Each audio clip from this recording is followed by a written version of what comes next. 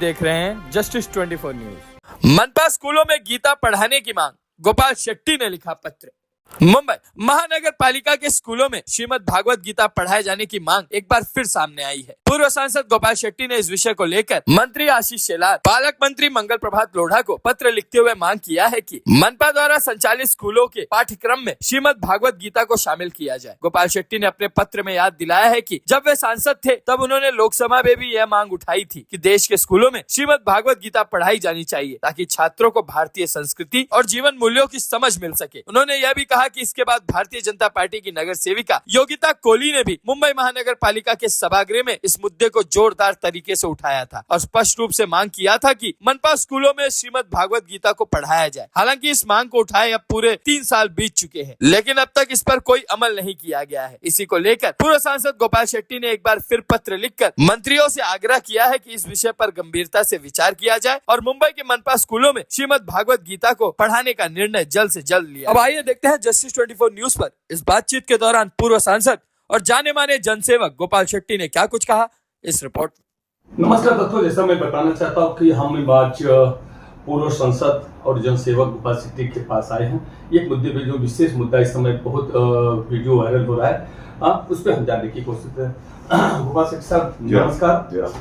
गोपाल शेट्टी साहब, एक आप आशीष शेलार और मंगल प्रभात लोढ़ा को आपने श्रीमद् भागवत गीता के बारे में आपने एक पत्र लिखा है, क्या है उसके बारे में जानकारी दीजिए। देखिए, भगवत गीता स्कूल में बच्चों को पढ़ाया जाना चाहिए, इस बात का आवाज मैंने पार्लियामेंट में उठाया। मंत्री महोदय जी ने उसको सकारात्मक उत्तर दिया था और मोदी जी के सरकार ने बहुत सारे राज्यों में इसको अमल में लाया है।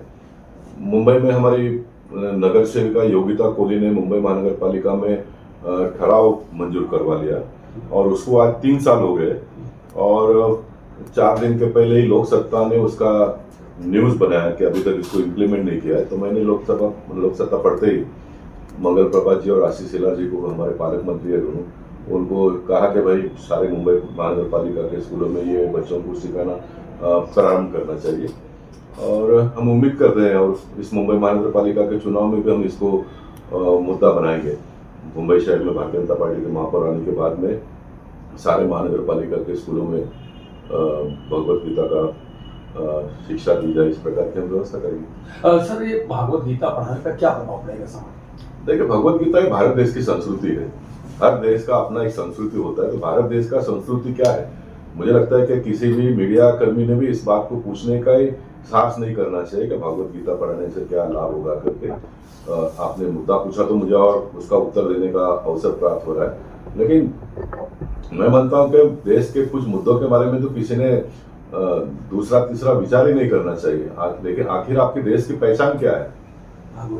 भगवत गीता है, हिंदू राष्ट्र है, हिंदुओं का देश है ये।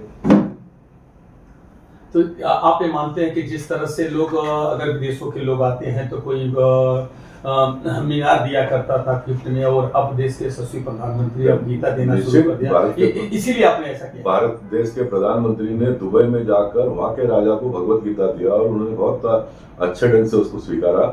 और दुबई में मैंने ये भी देखा है कि मुस्लिम बहनों ने बुर्का पहनकर भी भगवत गीता सर पर लेकर दृश्य वो भी हमने देखा है।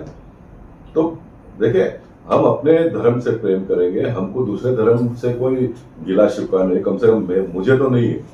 मैं अपने धर्म को कितना मजबूत कर पाऊं, क्योंकि मेरा धर्म बहुत स्वच्छ धर्म है, बाकी के सारे लोगों का भी धर्म स्वच्छ है, उसका भी हम टीका नहीं करेंगे। जो हमारे में कुल में जो गलत करने वाले लोग हैं उनको भी शासन शिक्षा करती है।